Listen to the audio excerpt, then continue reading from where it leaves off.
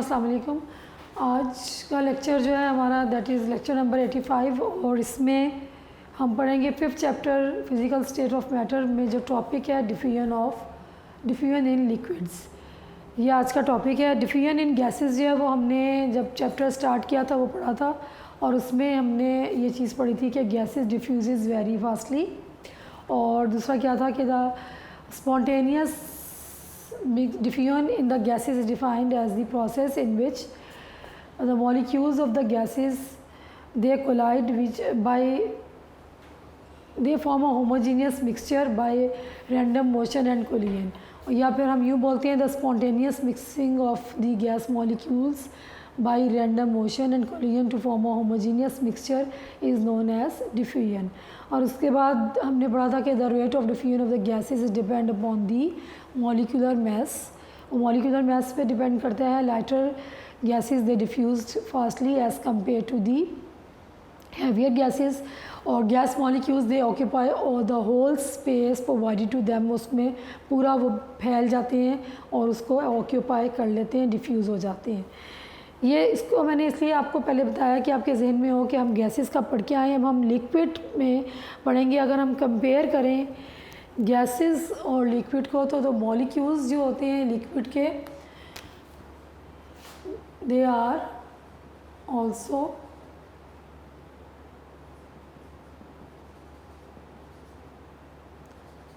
are in a state of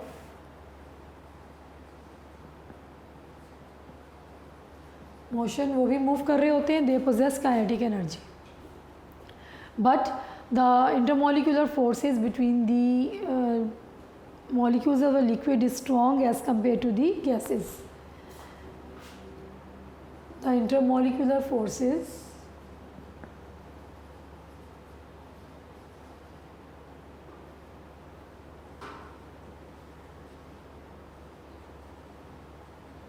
between liquid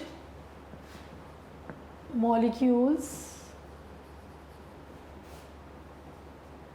are stronger than gases। as the liquid molecules move तो वो क्या करते हैं, they move from higher concentration to the lower concentration to form a homogeneous mixture।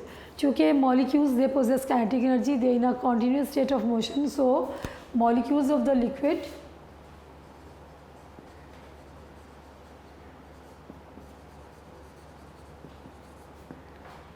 move from higher concentration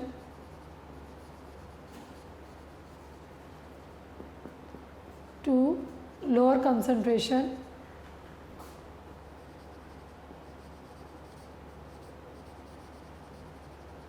to form a homogeneous mixture।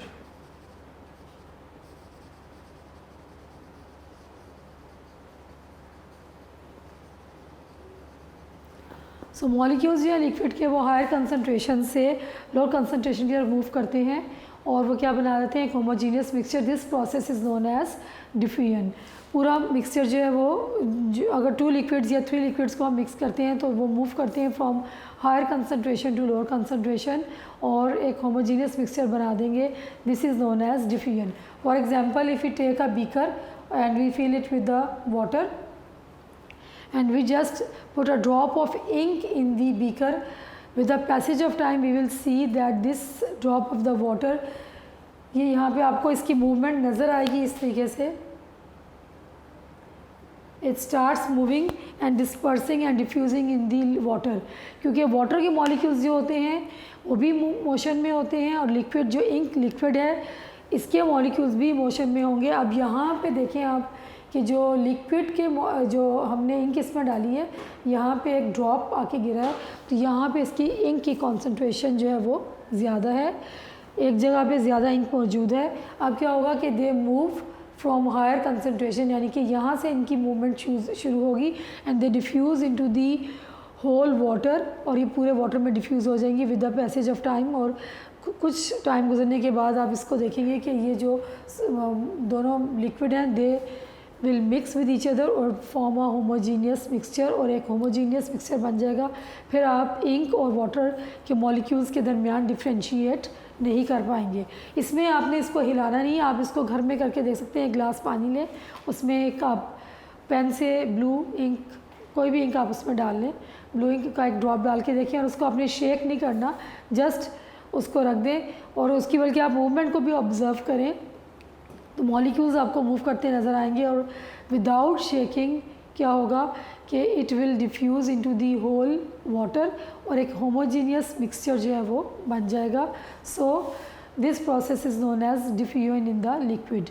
कैसे diffusion होती है liquid में, कि लिक्विड के मॉलिक्यूल्स जो होते हैं वो भी कॉन्टीन्यूस स्टेट ऑफ मोशन में होते हैं, और वो क्या करते हैं, they move from higher concentration to the lower concentration to form a homogeneous mixture.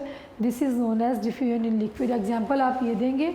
फिर जब हम कंपैरिजन करते हैं, liquid diffuses slowly as compare to the gases, क्योंकि गैसेस के मॉलिक्यूल्स के दरमियान फोर्सेस ऑफ अट्रैक्शन नेग्लिजिबल होती हैं, they diffuse fastly, whereas liquid molecules जो हैं they also diffuse, but the rate of diffusion of the liquid is slow as compare to the gases. और उसकी reason क्या है कि इंटरमॉलिकुलर फोर्सेस लिक्विड में स्ट्रॉन्ग होते हैं जबकि गैसेस में नेग्लिजिबल होती हैं। अब हम पढ़ेंगे factors affecting the diffusion in the liquid.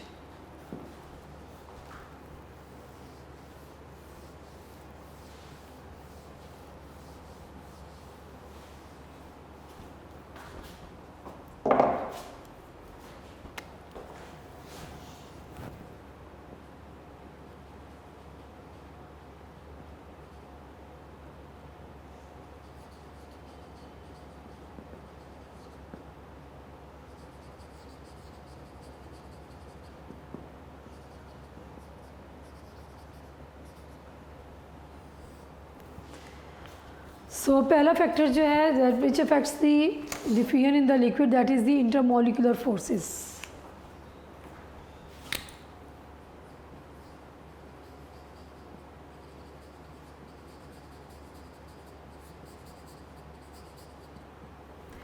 Intermolecular forces play a very important role in the diffusion of the liquid. अगर इंटरमॉलिकुलर फोर्सेस जो हैं ये स्ट्रॉन्ग है तो rate of diffusion will be decreased या less. Liquid will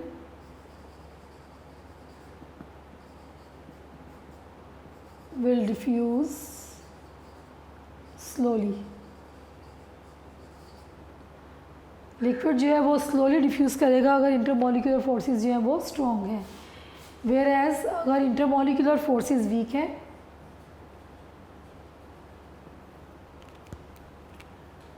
liquid will diffuse fastly, वो तेज़ी से जो है डिफ्यूज़ करेंगे लिक्विड के मॉलिक्यूल्स अगर इंटरमॉलिकुलर फोर्सेस जो हैं वो वीक होंगी। इसके बाद जो है सेकंड जो फैक्टर है that is the size of the molecules. Number 2 is the size of molecules.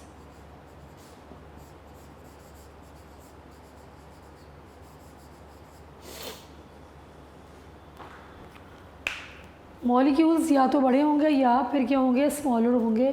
So bigger size molecules, अगर मॉलिक्यूल्स का साइज़ बिगर है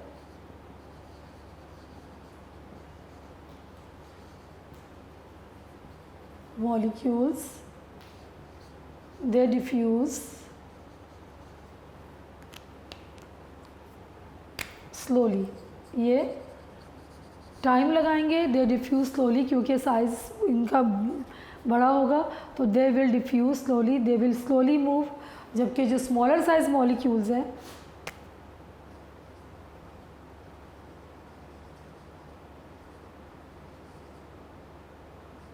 वो क्या करेंगे, दे डिफ्यूज़ फास्टली, वो तेज़ी से मूव करेंगे, तेज़ी से डिफ्यूज़ करेंगे।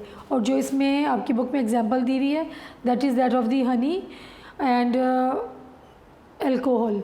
हनी जो है आप उसको करके देख लें, honey will diffuse slowly in the water as compare to that of the alcohol, एक ड्रॉप आप अल्कोहल का डालें वाटर में ग्लास में, और एक ग्लास में या बीकर में आप वाटर लेके उसमें एक ड्रॉप हनी का डालें, तो आप देखेंगे डिफ्यूज़ दोनों ही हो जाएंगे।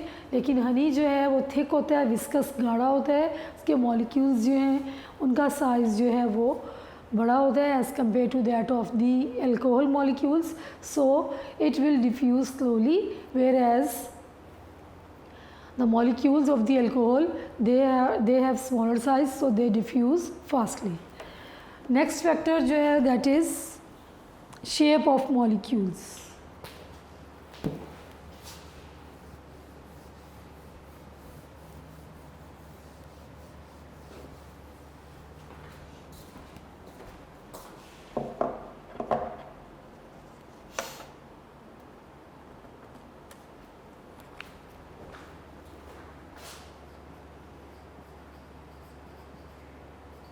Shape of molecules. Regular shape molecules जो होते हैं, रेगुलर शेप मॉलिक्यूल्स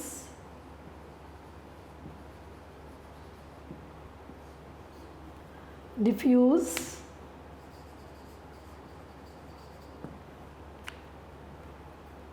फास्टली, तेज़ी से डिफ्यूज़ होंगे, बिकॉज क्या रीज़न है, दे इजीली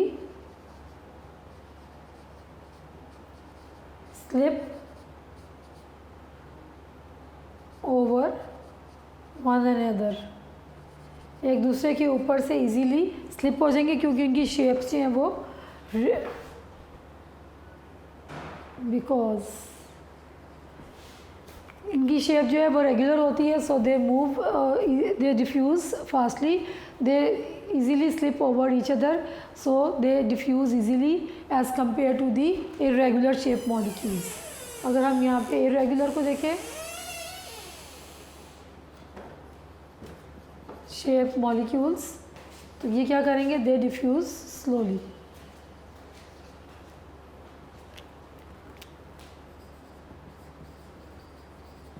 ये स्लोली डिफ्यूज़ करेंगे इसलिए कि इनकी शेप जो है वो रेगुलर नहीं होती, और टेढ़ी मेढ़ी से शेप जो होगी वो इजीली स्लिप नहीं होंगे ऊपर से एक दूसरे के ऊपर से, so they do not diffuse fastly as compare to that of the regular shape molecules. Next factor is temperature.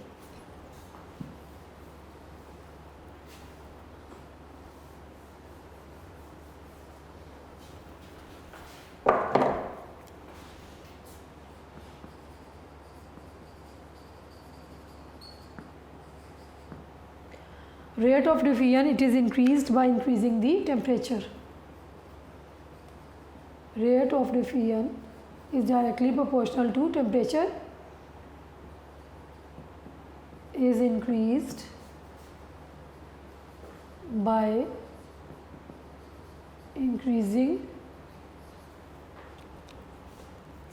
temperature. कि rate of diffusion is decreased